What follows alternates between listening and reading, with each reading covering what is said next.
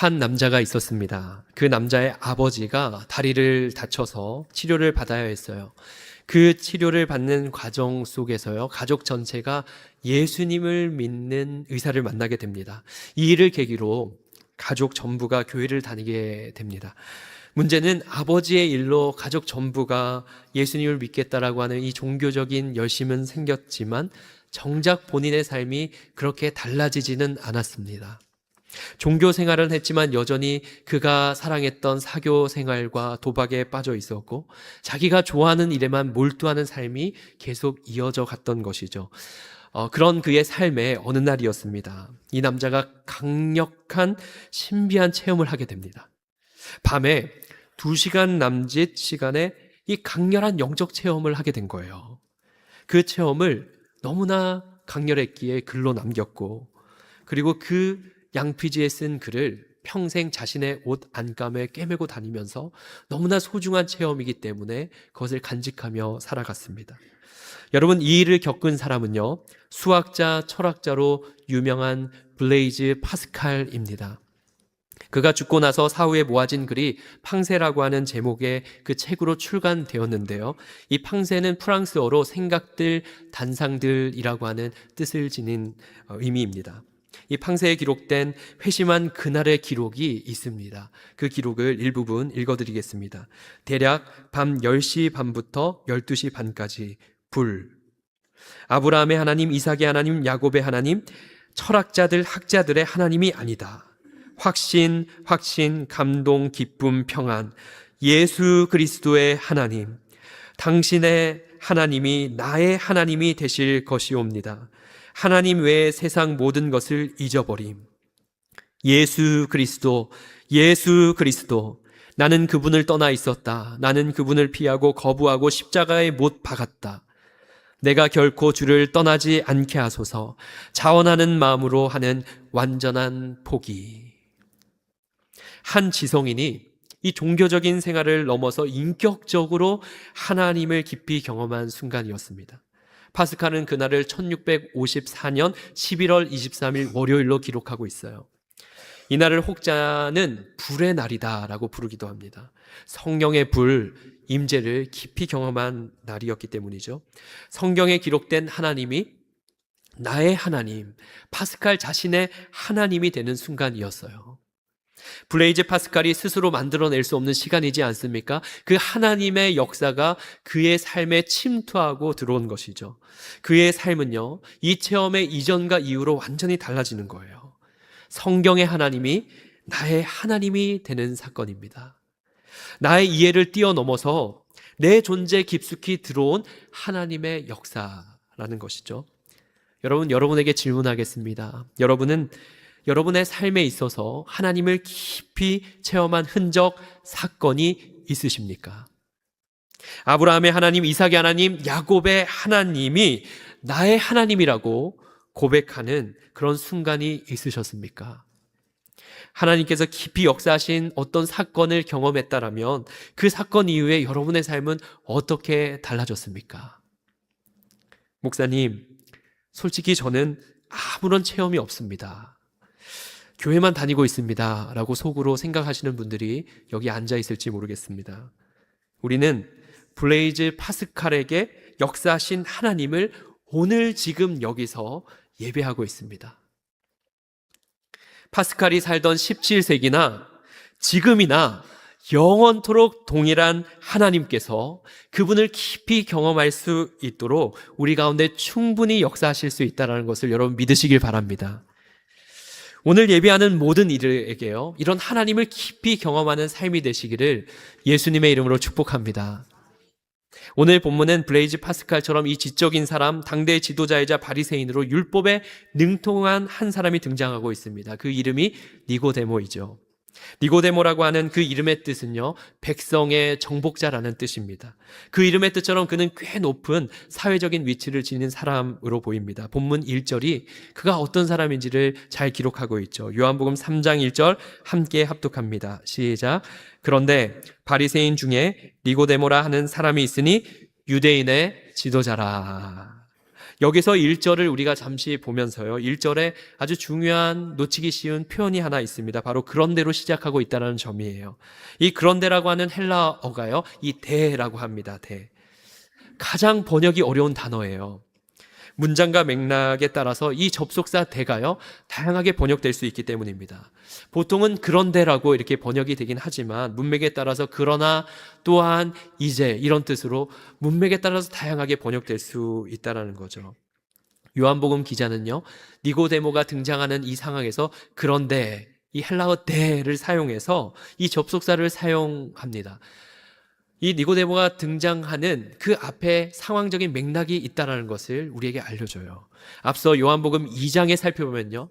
예수님께서 이 예루살렘으로 올라가십니다. 예루살렘 성전에 가서요. 성전에 장사하는 이들을 다 뒤엎고 내쫓으시면서 유대인들과 논쟁하게 된 거예요. 여러분 아마도 그 유대인들과 논쟁하는 그 자리에 예수님께서 이 니고데모가 예수님을 만났을 것이라고 추정합니다.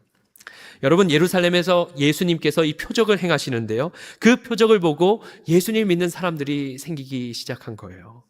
바로 예수님으로 인한 이 혼란이 예루살렘에 있는 상황이었다라는 이야기입니다. 그런 상황적인 맥락 속에서 그런데로 시작하는 것이죠. 특별히 종교 지도자들인 이 바리새인들이요. 예루살렘을 혼동시키는 이 예수, 나사렛 예수가 도대체 어떤 인물인지에 대해서 질문하기 시작한 것 아닙니까? 진짜 선지자일까? 아니면 가짜 선동가일까? 그가 일으키는 이 표적은 진짜일까? 아니면 꾸며낸 것일까? 다양한 그러한 의견이 분분한 때였습니다. 그때 이 본문 1절은 그런 상황 속에서 그러나 이제 니고데모가 예수를 찾아왔다는 것이죠. 여러분 이런 상황에서 니고데모는요. 예수님을 왜 찾아간 것일까요? 이런 혼란스러운 이 상황 속에서 니고데모가 왜 예수님을 찾아갔을까요? 그가 찾아간 이유를 우리는 본문 2절을 통해서 답을 찾아갈 수 있습니다. 2절 함께 합독합니다. 시작. 그가 밤에 예수께 와서 이르되 라비여 우리가 당신은 하나님께로부터 오신 선생인 줄 아나이다. 하나님이 함께 하시지 아니하시면 당신이 행하시는 이 표적을 아무도 할 수 없음이니이다. 여러분 랍비어라고 이 니고데모가 예수님을 향해 호칭을 하죠. 이 랍비라는 말이 존경과 인정을 담는 이 선생님이라고 하는 말이지 않습니까? 여러분 우리가 얼핏 보면 그가 예수님을 향해서 존경과 인정을 담아 인사하는 것으로 보입니다만 놓치기 쉽지만 이 2절에 보면 아주 중요한 표현이 있습니다. 바로 니고데모가 쓰는 주어예요. 2절에 보면 우리가 라고 표현하고 있습니다. 1인칭인 내가 아니라 우리라고 얘기하는 복수형입니다. 신학자 D.A. 칼슨은요, 니고데모가 우리라고 하는 이 표현을 쓰는 것으로 보아 니고데모의 혼자의 의견이 아니라 유대인 지도자로 무리가 조사하고 생각한 바를 대표해서 말하는 것이라고 해석합니다. 무엇보다 예수님을 향한 이 존경과 포장된 말로 자신들의 이 바리새인의 공동체의 우월성을 숨기는 것이죠. 이런 겁니다. 유대인의 지도자인 나 니고데모가 당신을 찾은 이유는 우리가 당신에 대해서 조사해 보니까 당신의 가르침과 표적은 하나님께로부터 왔다라는 것을 파악했습니다. 마치 다 알고 있다라는 입장으로 니고데모는 이 지성적인 교만을 덮고 예수님께 포장된 이 존경과 예를 전하고 있는 거예요. 니고데모가 예수님을 찾아간 이유를 우리는 2절에서 이렇게 정리할 수 있습니다. 니고데모는 예수라고 하는 이 혼동을 주는 인물을 조사했던 이 바리새인들의 생각들을 가지고요. 과연 맞을까? 과연 이것이 사실일까? 확인하고 싶었던 겁니다. 확인하기 위해 찾아간 거예요. 말은 존중과 겸손으로 담아서 이렇게 인사하지만 니고데모의 마음에는 이런 거죠. 우리는 너를 알고 있어. 조사하면 다 나와. 우리는 너를 알고 있어. 너 정말 진짜야. 이런 마음으로 예수님을 확인차 찾아간 겁니다. 여러분 우리는 2절에서요. 놀랍게 이 요한복음 기자가 이 니고데모의 이 상태를 아주 중요한 단어로 표현하고 있다는 것을 또한 발견합니다. 바로 이 단어는요. 밤입니다. 2절에 보시면 그가 밤에 예수께 와서 이르되 라고 기록되어 있죠. 여러분 그가 실제로 시간으로 이 밤에 예수님을 찾아간 것도 맞지만 그냥 밤이 아니라 사실 이중적인 의미가 있습니다. 바로 니고데모의 내적인 상태, 그의 영적인 무지함, 마치 밤처럼 어두운 상태였기 때문에 요한복음 기자는 니고데모의 상태가 밤과 같이 어두웠다라는 것을 의도적으로 이렇게 기록하고 있는 것이죠. 여러분, 요한복음에는 이런 시간을 이용해서 의도적인 그 대상의 상태를 기록한 흔적들이 있습니다. 요한복음 13장에 이런 내용이 있습니다. 예수님의 제자였던 가룟 유다가 예수님을 팔기 위해서 만찬에 나갈 때 상황을 밤이라고 하는데요. 이 요한복음 13장 30절입니다. 유다가 그 조각을 받고 곧 나가니 밤이러라. 유다가 그 조각을 받고 나갔다 정도로만 기록해도 되는데 꼭 그때의 시간을 기록하죠. 그냥 시간만을 기록한 것이 아니라요, 바로 가룟 유다의 상태를 나타내는 심상 이미지입니다. 그가 가진 무지, 그가 가진 불신, 가룟 유다의 내적 상태가 어두웠다라고 하는 말입니다. 여러분, 니고데모도 그랬어요. 니고데모가 예수님을 찾아갈 때 그의 내적 상태가 밤이었습니다. 예수님에 대해 겸손과 존중으로 포장은 하고 있지만, 정제된 말로 나아가지만 그는 진정 예수님을 몰랐던 것이죠. 사랑하는 여러분, 우리도 니고데모와 같을 수 있습니다. 수많은 설교를 듣고 성경 공부를 하고 지식적으로 예수님에 대해 조사하고 그분이 어떤 분이라고 말은 할 수 있어요. 그런데 혹시 여러분 스스로 돌아보시길 바랍니다. 나의 내적 상태가 어둠은 아닌가? 영적으로 무지한 상태일 수 있다라는 거예요. 말로는 예수님을 존중하는데 마음 깊숙한 곳에 불신이 있는 상태입니다. 그리고 예수님을 진정 나의 주인으로 모시지 못하는 상태예요. 참 빛이신 예수님을 제대로 알지 못한다면요, 어둠에 있는 상태라는 거예요. 여러분에게 질문합니다. 여러분의 내적 상태는 밤입니까? 낮입니까? 제가 이 질문을 일부에 하는데요, 저쪽 어떤 분이요, 낮입니다 이렇게 이야기하시더라고요. 여러분, 다시 한번 질문합니다. 여러분의 내적 상태는 밤입니까? 낮입니까? 니고데모가 이 예수님을 다 아는 듯한 말로 인사를 했지만요, 예수님은 사람의 상태를 너무나 잘 아십니다. 지금 우리 예배하며 앉아있는 우리의 깊은 내면과 상황을 예수님이 너무나 잘 아신다는 거예요. 여러분, 니고데모가 어떤 상태였는가?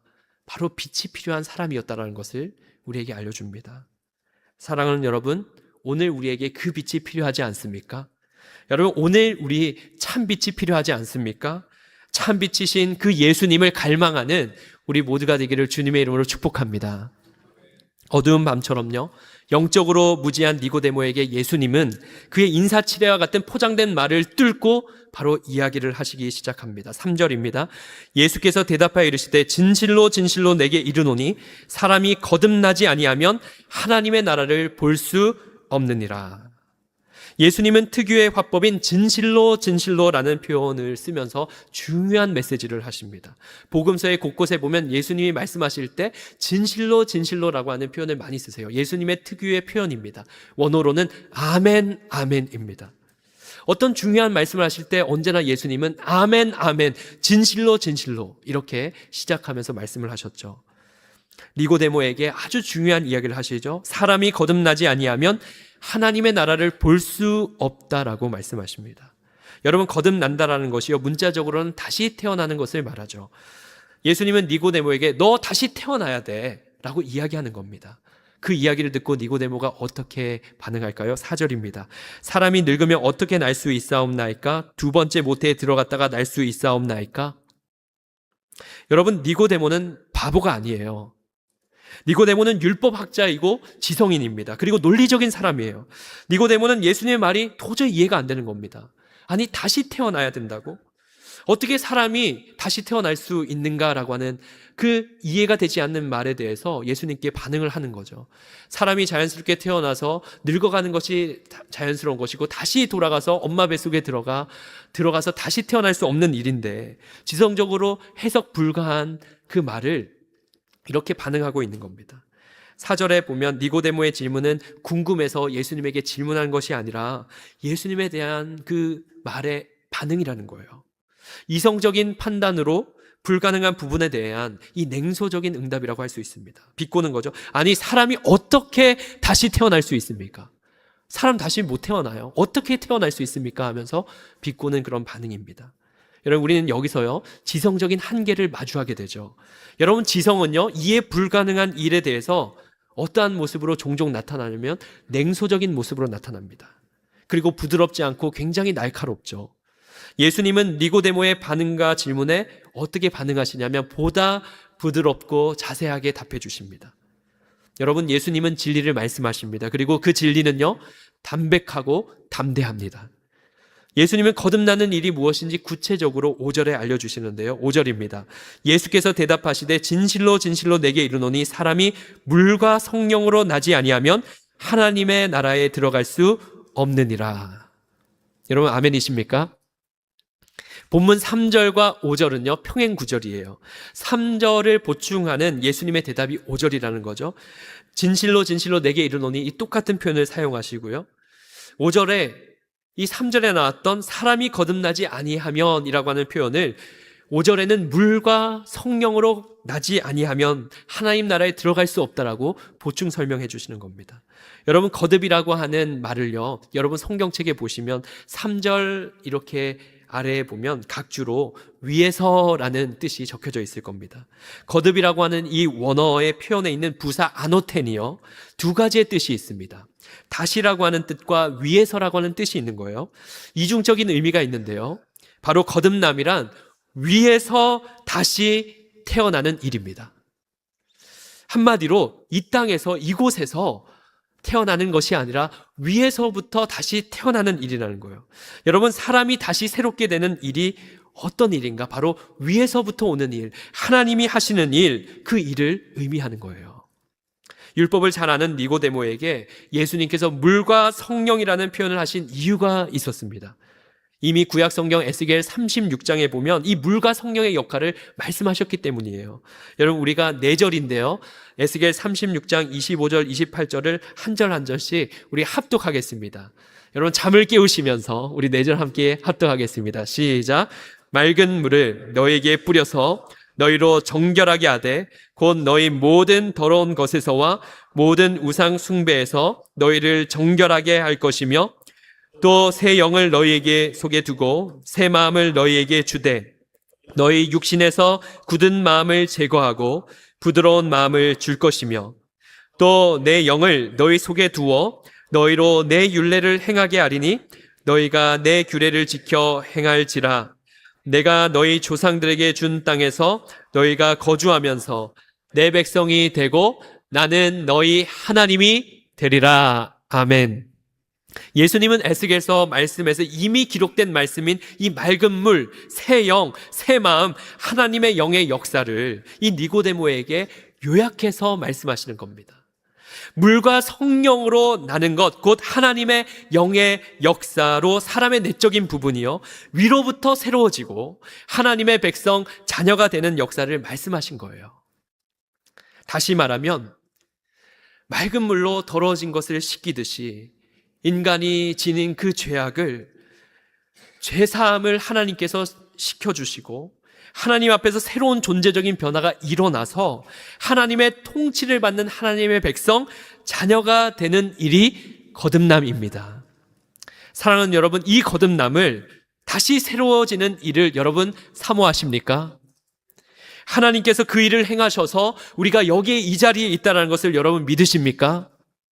물과 성령으로 거듭나는 것이 무엇인지 예수님께서 하신 말씀을 통해 우리가 보다 더 정확하게, 더 깊이 알기를 원합니다.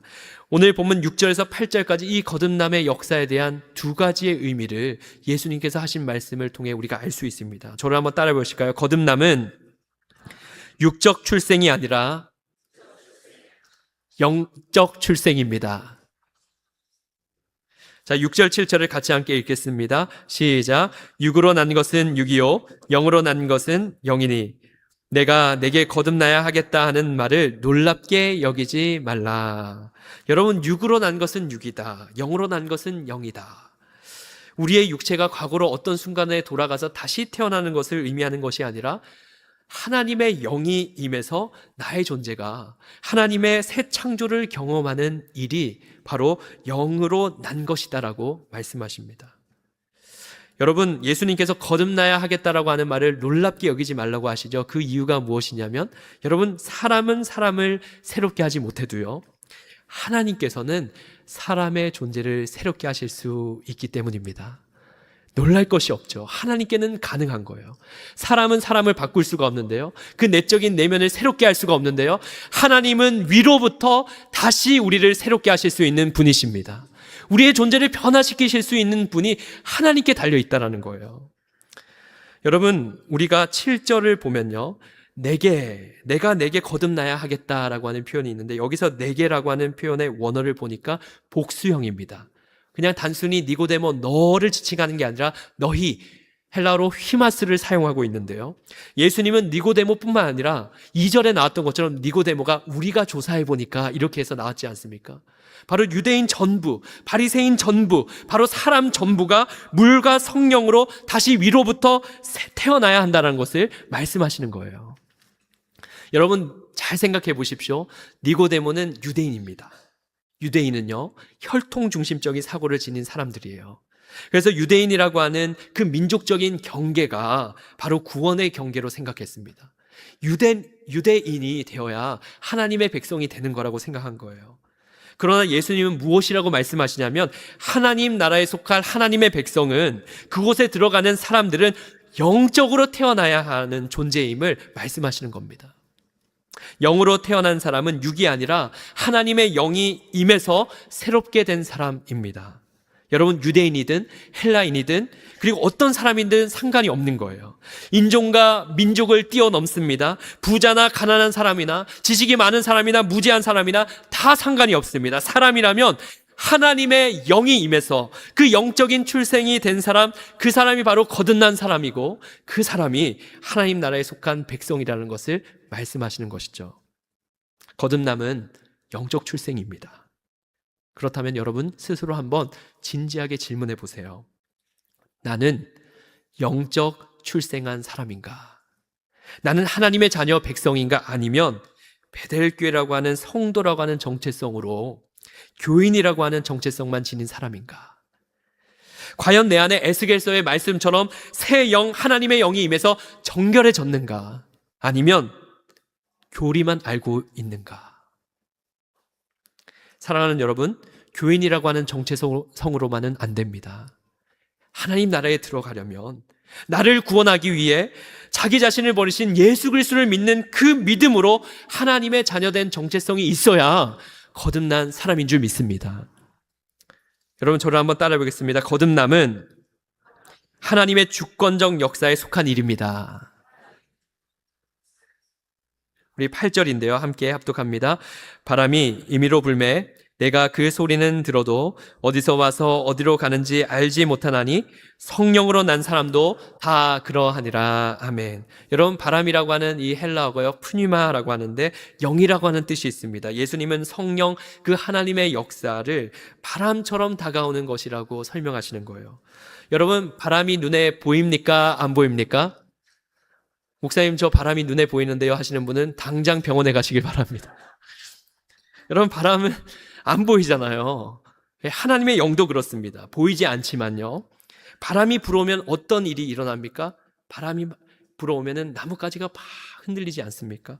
바람이 불어오면 잔잔했던 호수에 물결이 일어나지 않습니까? 성령으로 난 사람, 그 역사가 그렇다라는 거예요. 보이지 않지만 하나님의 주권적인 그 주권에 속한 일이 존재 가운데 침투하고 임해서 변화가 일어난다라는 거예요.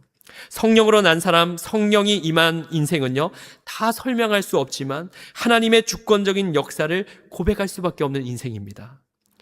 여러분, 한번 생각해 보십시오. 오늘 이 자리에서 내가 어떻게 예수님을 믿고 하나님의 자녀가 되었는가? 내가 어떻게 예수님을 믿어서 그분을 경배하기 위해 오늘 이 예배 자리에 나와서 이 자리에 하나님을 경배하며 이 자리에 있는가? 여러분, 이 질문에 성령으로 난 사람은 이렇게 답할 수밖에 없습니다. 하나님의 전적인 은혜입니다 라고 답할 수밖에 없죠. 여러분, 거듭남이 하나님의 주권적인 역사에 속한 일이기 때문에 우리가 이 점을 생각한다면 기도해야 될 이유가 여기에 있습니다.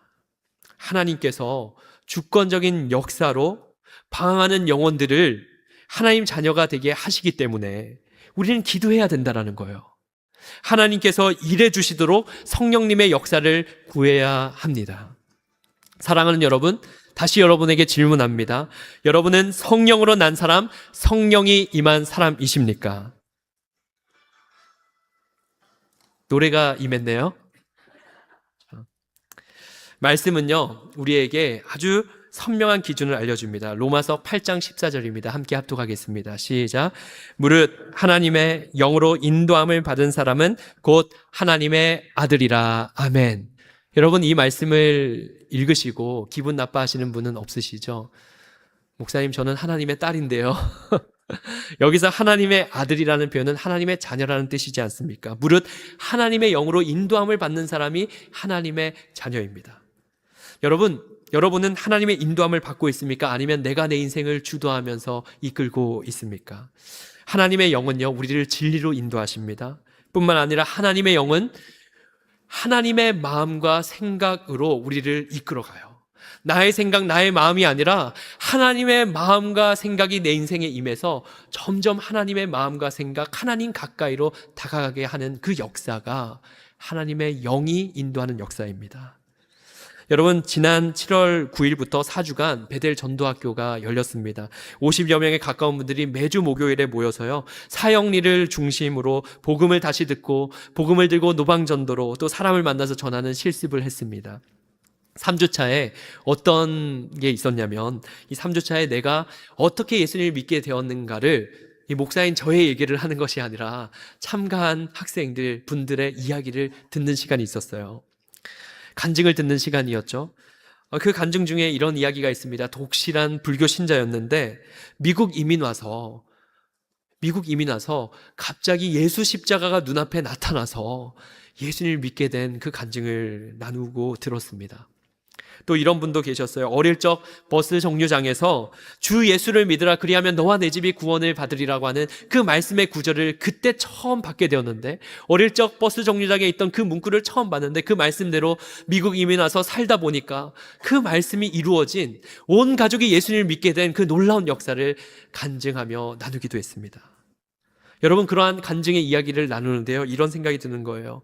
마치 바람처럼 불어와 존재를 움직이게 하신 그 성령의 역사가, 그 거듭나게 하신 역사가 각자마다 다르고 어떻게 일이 벌어졌는지, 결국 함께 고백할 수밖에 없는 내용은요, 예수님을 믿게 된 것이 기적이라고 하는 고백입니다. 여러분, 예수님을 믿게 된 것이 기적인 줄 믿습니다. 여러분, 더 놀라운 것은요, 예수님을 믿고 나서 예수님을 모르는 사람에게 전도하겠다라고 하는 그 마음이 일어나는 것도 기적이지 않습니까? 어떻게 그런 마음이 일어납니까? 여러분, 오늘 말씀대로, 로마서 말씀대로요, 하나님의 영은 우리를 하나님의 마음 가까이로 인도하지 않습니까? 곧 하나님의 마음이 어디에 있는가? 아직도 방황하고 하나님을 아버지라고 부르지 못하는 잃어버린 영혼들을 향해 하나님의 마음이 있습니다. 하나님의 자녀라면 그 아버지의 마음을 따라가게 되어 있어요. 영혼을 살리고자 하는 전도의 마음이 우리 안에 일어나는 것이 거듭난 사람의 아주 중요한 표지 중에 하나입니다.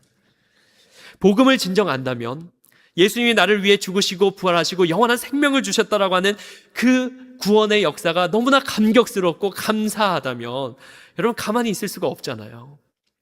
전할 수밖에 없죠.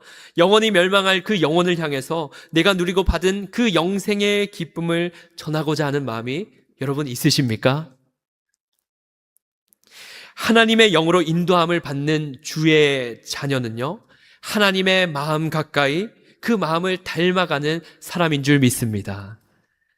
사랑하는 여러분, 말씀을 마치면서 이 마지막 질문으로 말씀을 맺고자 합니다. 영적 상태가 밤이었던 니고데모가요, 예수님을 만나서 거듭났을까요? 거듭나지 않았을까요? 다시 한번 질문하겠습니다. 영적 상태가 밤이었던 이 니고데모가 예수님을 만나고 나서 거듭났을까요? 거듭나지 않았을까요? 믿음대로 될지어다. 네, 요한복음 19장에 니고데모가 또 등장하는데요. 19장 39절 우리 같이 함께 합독하겠습니다. 시작. 일찍이 예수께 밤에 찾아왔던 니고데모도 모략과 침향 섞은 것을 100리트라쯤 가지고 온지라. 여러분, 니고데모가 어떤 상황이냐면요, 예수님이 십자가에 죽으시고 그 죽음을 내려서 장례를 치르기 위한 그 순간입니다. 그때 니고데모가 모략과 침향 섞은 것 100리트라, 무게 단위로 32kg가량 되는 엄청난 향품을 가져와서 예수님의 장례를 급히 치릅니다. 그 자리에 있었다는 거예요. 요세푸스 자료에 의하면요, 뛰어난 랍비의 장례식을 치를 때 40에서 80리트라 정도의 향품을 사용했다라고 합니다. 여러분, 100리트라라고 하는 양은요, 보통 왕의 장례식에 쓰일 정도의 양으로 봅니다. 여러분, 니고데모가 예수님의 그 죽음 앞에 향품을 가져온 모습은 어떤 모습입니까? 바로 예수님을 향한 고백적인 행위라는 거예요. 랍비보다도, 왕보다도 존귀하신 분이 예수님이십니다. 왕보다도 뛰어난 분이, 존귀한 분이 예수님이십니다라고 하는 그 고백을 담아서 그 내적 고백이 외적 행위로 나타난 것이죠. 여러분, 니고데모는 참 빛을 만났습니다. 그가 거듭났는지 아닌지 성경에 정확하게 기록되어 있진 않지만 훗날 교회 전승에 의하면 그가 예수님을 위해서 순교합니다. 예수님을 만나 다시 위로부터 새롭게 된 사람, 성령으로 난 사람이 된 것이죠. 사랑하는 여러분, 여기에 있는 우리 모두가 성령으로 난 사람, 그런 사람으로 살아가는 우리 모두가 되기를 주님의 이름으로 축복합니다. 삶을 살아가면서요, 우리는 때때로 이해되지 않는 사건과 일들을 마주할 때가 많이 있습니다. 누군가의 죽음이나 재난이나 또 질병을 겪으면서 무엇을 경험하냐면 지성의 한계를 경험하는 거예요. 이해할 수 없는 거예요. 도저히 생각해도 풀리지 않는, 도저히 어떻게 해석해야 될지도 모르는 삶의 어려움들이 우리가 마주할 때가 있지 않습니까? 여러분, 그때는 앞서 니고데모의 상태처럼 밤처럼 어둡고 힘들 때입니다. 그러나 여러분 기억하십시오. 그때야말로 참 빛이신 예수님을 다시 만나야 될 때입니다. 영성이라는 단어가요, 여러 가지 의미가 있지만 혹자는 영성이란 하나님의 공간, 그 하나님의 자리를 마련한 것이라고 정의합니다. 우리의 삶의 한계를 부딪힐 때마다 죽지 않고 살아계신 예수의 영, 내 안에 펄펄 살아계신 그 성령님의 공간, 그 공간을 내어드릴 수 있는 우리 모두가 되기를 주님의 이름으로 축복합니다. 여러분, 그 공간을 마련하는 일은요, 이미 내 안에 계셔서 살아계시는 그 성령님과 교제하는 일이에요. 대화하는 일입니다. 삶의 자리에 이 성령님을 초대하고 하나님의 생각과 마음을 지속적으로 묻고 따라가는 우리 베델의 모든 성도님들 되시기를 주님의 이름으로 축복합니다. 여러분, 모든 것이 어두워질 때요, 참 빛이신 그분 앞으로 나아가서 우리의 한계를 초월하여 임하시는 하나님을 깊이 경험하는 우리 모든 베델의 주의 자녀들 되시기를 예수님의 이름으로 축원합니다. 이 시간 함께 기도하겠습니다.